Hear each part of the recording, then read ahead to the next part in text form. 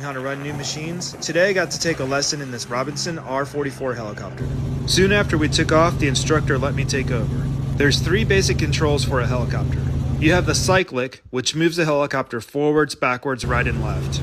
The collective, which moves the helicopter up and down with a twist throttle on the end. And the anti-torque pedals. They control the tail rotor and allow you to turn the helicopter in a hover. The views were amazing. We got to fly over the Hudson River Valley and Bannerman Castle, which was partly destroyed in 1920 when 200 pounds of live gun cartridges being stored there exploded. Next, we made a quick stop for some fuel, and then I got to try hovering. This was by far the most fun and also the hardest part for me. I was surprised at how sensitive the controls were. Just the slightest input caused the helicopter to respond. This instructor really knew his stuff. He actually didn't start flying helicopters till he was 47. He said that heavy equipment operators and gamers tend to catch on quick. Let me know in the comments, what's a machine you'd like to learn to operate?